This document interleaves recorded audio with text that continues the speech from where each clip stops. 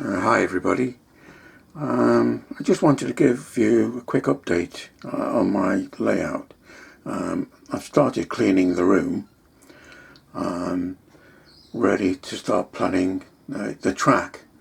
I'm still undecided whether to have an upper layer or just add the single layer. But yeah, I'll be getting back to that soon, and I'll give you an update on my decision. But what I wanted to show you today was this new decoder from Hornby, the DCC decoder, which seems very, very good. It's the new XXX sound decoder, which is an upgrade to the TTS, which is the dual track, or dual sound. So you can play two sounds at once. This allows you to play three sounds at once. Has its good points, and it has the bad points. I think the good points outweigh the bad. So I'll give you my take on this, and have a look at other videos, and then make a decision whether or not you want to have a go at one of these. I'll be trying to install this on the what? Bear with me a second while I find it. Oh, it's the Merchant Navy, which you can probably see now. So I'll show you it installed, and I'll show you the components to this new Bluetooth, and what it does. What you get is the let's move this out of the way. You get a selection of speaker enclosures. Now, with the Merchant Navy and other steam locomotives from Hornby, the enclosure is round, where you can put a speaker, because it has an indent for a round speaker. Yet in this spruce they give you, they don't include one, which they could have put one in here, I assume. So they've just given you sugar cube speaker enclosures and the larger ones. The speaker is this sugar cube speaker you get with the decoder. Now I've tried to test the ohms on this, but the contact points have been covered in rubber, and I don't want to scrape it off to test the ohms, because I'm assuming the XXX is very similar to the TTS. Now the TTS decoders, you can't go below 8 ohms. I'm assuming this speaker that comes with the XXX, the new XXX, is also 8 ohms, and I'm assuming you can also disregard this and put your own speaker in if you don't like the sugar cube speakers. Comes with a dedicated plug, 2-pin plug, and I'll show you where that goes in a minute. So yeah, the sound quality of these is not perfect, but it's okay. So as mentioned, that comes with the decoder, and the decoder is this. Now it comes in 3 forms. It comes in the 8-pin, such as this one, the 21-pin, and next 18-pin decoder. Now the problem with the next 18, you may find, is it's too big for lots and lots of locomotives, so it may be difficult to fit this end bit, which you may think, oh, can I cut that off? But that's the antenna for the Bluetooth, so you can't cut that off. Now it comes with 2 sockets. One is to plug in the speaker, and the other is a power bank. I'll show you the power bank in a minute.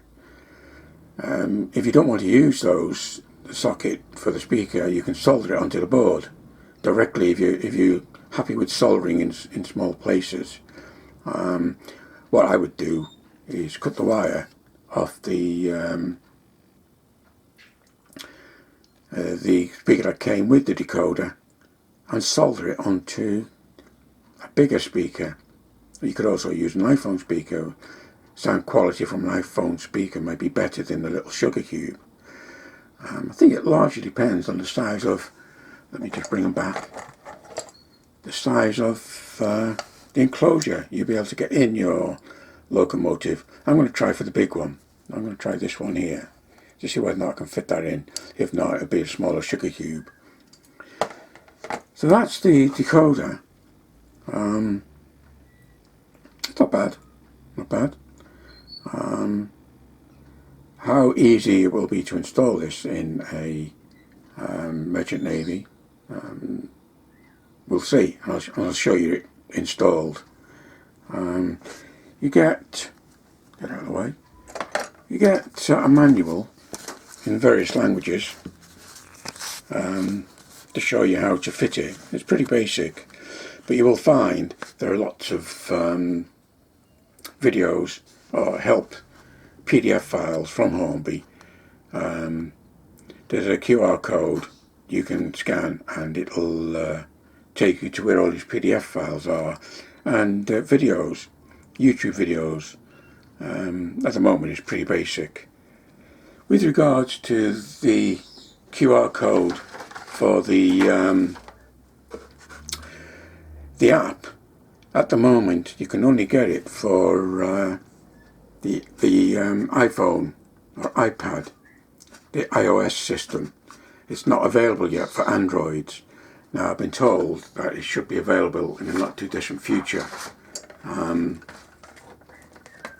Apparently building an iPhone, an app, for the Android is more complicated than for an iOS Apple.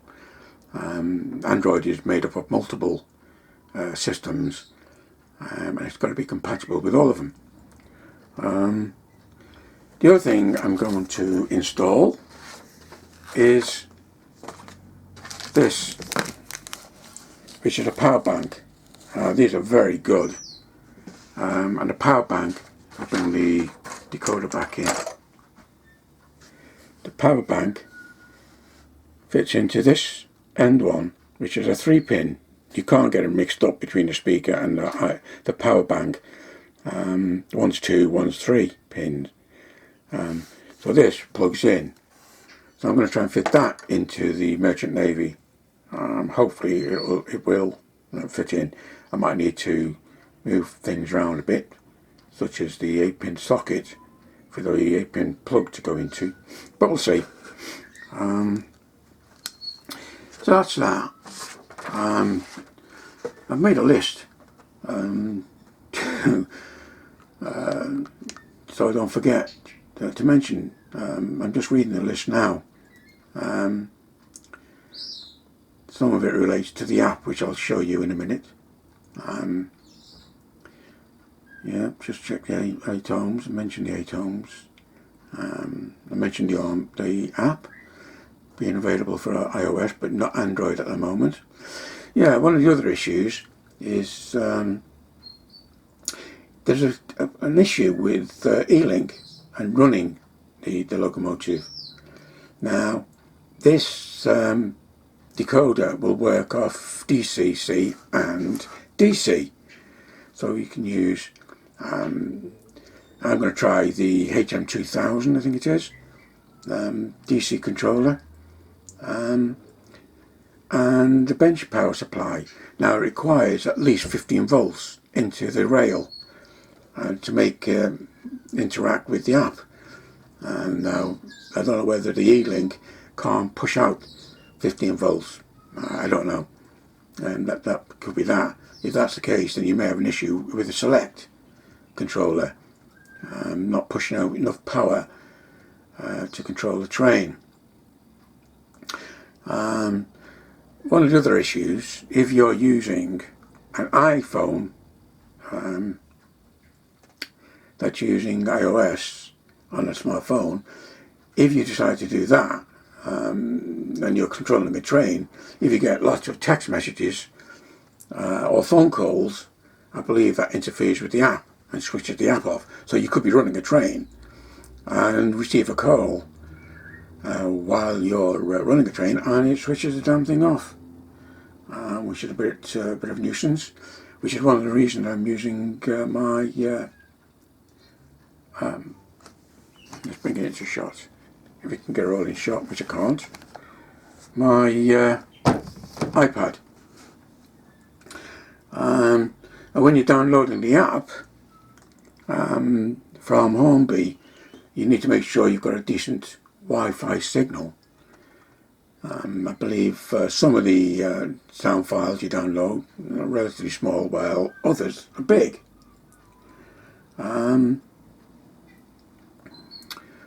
Yeah, I'm in my shed at the moment, and I tested the Wi-Fi from here to the house, and it's quite good. So I should have no issues downloading the app, which again I'll show you in the next part of this video. Yeah, I think that's it all I need to mention regarding possible issues with the app or problems. Now I'll just show you now the what? Yeah, the decoder installed in my locomotive, and then I'll show you the app. So bye for now. Hi again. This is the next part of this video, which I've installed the decoder in this Merchant Navy. I managed to get the speaker, I can only get a small sugar cube speaker, I think it's the middle size one, in there, power pack there, and decoder up inside the top. And I have tried screwing the body down, and it does fit. I put some tape over this so that decoder, in case it touches that, shorts out. Just a precautionary measure. What I want to do is tuck some of the wires down inside, because it's quite bulky when I come to put the top on, but it does fit quite nicely. So yeah, I'm pleased with this install. I'm pleased I managed to get the power pack in. What I'll do sometime in the future is redesign this so I can get a much bigger speaker in. On some locomotives I've taken away this part of the bulkhead, because this will then free up a lot of space around here to get a big speaker in. There are other things I can do. I mean, a power pack, for example, could go underneath one of these, should I want to, because there's quite a lot of space there. So that's this part finished, the install of the decoder. What I'll do now is I'll screw this together, connect it back up to the loco, put it on the track, and I'll show you the app. So that's this bit ended. Thanks a lot. Hi. Now I've installed the sound decoder in the locomotive, it's now time to get the app. Now, as mentioned, it's not available yet for Android. It should be here in the coming weeks. But it is available, obviously, for iOS, the Apple operating system. So you would go to your App Store, type in HM, DCC, go and find it. Now you may see two apps, one HMDC, one HMDCC. You obviously need the HMDCC. The HMDC, I believe, is for the older controllers. That was released what, a year or two ago. But yeah, you need a HMDCC. You then go through, and I assume you know how to install the app on your iPhone or iPad. Once you've done that, you go to the app, and it'll run rather, the link to Hornby. If you haven't got an account with Hornby, first thing it'll do is ask you to create one, so you can link to Hornby for relevant information and the profiles, the sound profiles. Now I'm getting used to this app bit by bit. This is the first time I've run it, so bear with me if I obviously make mistakes, which I will. So what you have to do is, in the local management, you have two options for control: Bluetooth, which is default, or DC.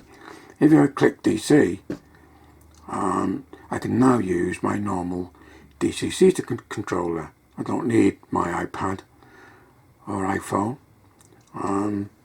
but by default it's on Bluetooth. You can change the default address of 3 and the local name. Acceleration and deceleration rates, I haven't touched them yet, and a global volume.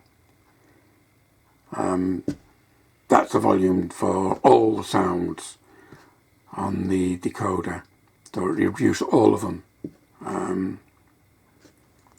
So that's what that is.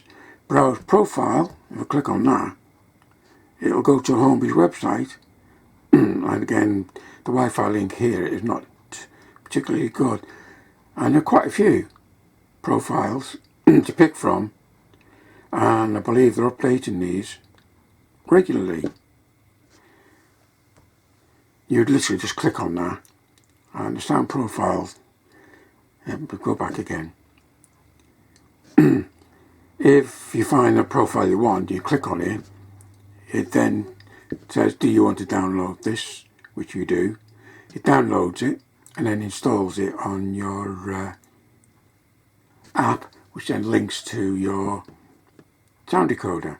It then asks you to install function maps and something else. There's two things it asks you to install in addition to the sound profile, which I've forgotten. I don't want to go through it again. It took me 3 attempts to get this to work. It says it downloaded and installed the profile, but it wouldn't run. Even though it said it was installed. Just checking that the train's on the track. Even though it was installed, it wouldn't run. Again, it took me 3 attempts. A little bit awkward to get it to go. So that's where you change the logo. You can also put in an image of the actual train. Now you can either find one that may be on Hornby's website, on the internet, or you can take a picture of your locomotive. Functions, you can adjust functions, make them continuous, latching and so on. TV editor, oops, that shouldn't have come up. Get out of the way. There's all the CVs. It downloads, I think it's 255, where you can change I don't know, the acceleration rate, deceleration, manufacturer's ID, lots of things in here. And again, I haven't played about with this yet. So again, data is just what I've already showed you. Go back to settings. Link the device, which I've showed you. Bluetooth settings. There's lots of configuration menus, such as the theme is set at dark. No light. Error. For times I've seen a bloody error message with this system. Go back to it has, I think it's 28 functions. There's page 1, page 2, page 3. We'll go back to page. You can change the way this is viewed, whether it's in column form or row. So if I go back to page 1, now what I'll try and do now is I'll start the functions and I'll see whether my other camera will pick up on these. Let's just see if it's on. Yeah, it's on. So when I do something here, hopefully my other camera will pick it up. So if I start the sound,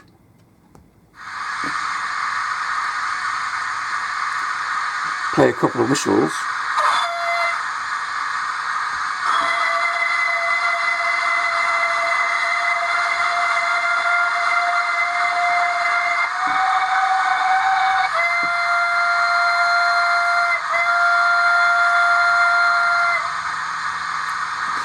multiple whistle does seem to have issues. Coal shoveling.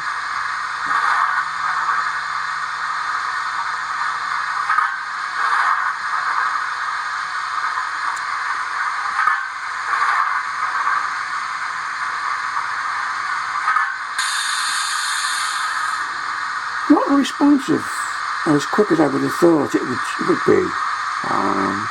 Injection files. Injection files, not injection. Go to page 2. Carry squeal.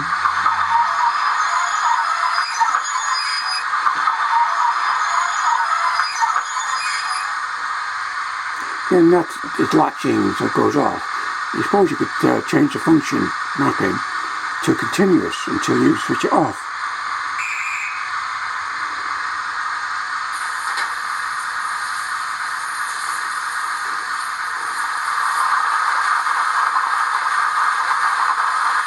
That's filtered water. Sounds like the fireman's breakfast. Here I go to page 3. 2. These are all just auxiliary lightings. If you want to put lightings in your coach, or if it's a diesel, you've already got the lighting. Where is it? Decoupling. What that does, if you watch that locomotive now, it moves slightly. Apparently that is, if you've got a decoupler and your train goes over it, uncouples from the wagons or coaches, you press that and it moves it forward out of the way. The automatic function control, that plays different sounds at different, I don't know, if you're going around a track, it'll play, I don't know, shoveling, coal shoveling, horn. So it plays different sound at different times without you need to press any of the functions. So if I go back to page 1, at the brake, the train will move, well, I'll show you in a minute. And if I put my finger on there, it'll stop. And it'll stay still until I take my finger off again and it'll start going. Stop is obviously, it'll stop it altogether.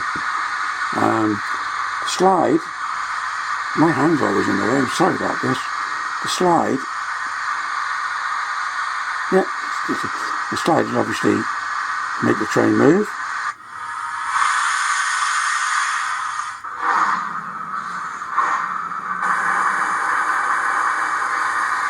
And the other way. I hope now the camera's picking up on this.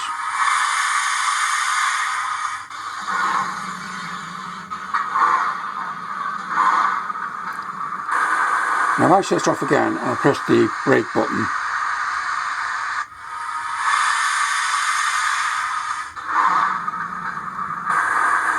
I'm going to hold it now until I take my finger off.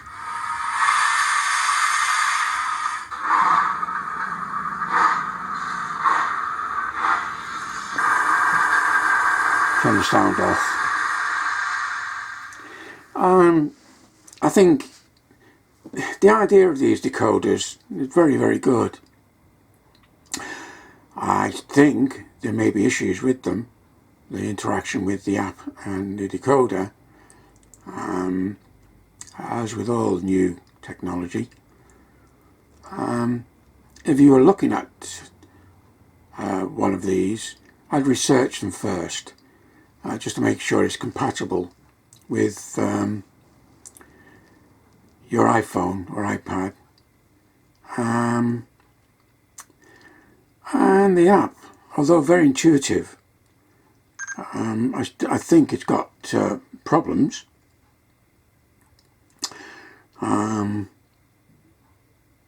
But if you persevere, as I had to, just to get the sounds to work, the length function, I'll have to contact Hornby and find out why. When I click on link, scan, it doesn't find it as a resettable device. It should, any new decoder as mentioned, it'll go under ready to link, and you just click on what you want. But why it's not showing under resettable devices, I mean, that could be one of the bugs. Some of the videos I've seen on YouTube, it shows up. If I go back again, let me show you. I think it's, I'll go into settings again. Nope, wasn't.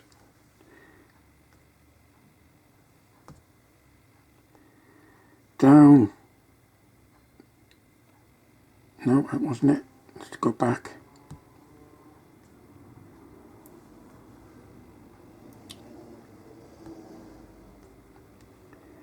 One of them, it's not showing now, showed me a link to videos, and it's not showing. Is that typical? Is that typical? Oh no. Now it should have shown me. Oh, here they are. Hey, the tutorials. And that one will show you basically how to set up. But it's not going to run very well because of where I am in my layout room. I'm too far away from the Wi-Fi. But anyway, that's it. Have a read about them on the internet. Have a look at videos that's better than mine, and see whether or not is it for you or not. But that's it for now. Thanks very much. I will try and do an update on my layout room in a not too distant future. And so bye for now.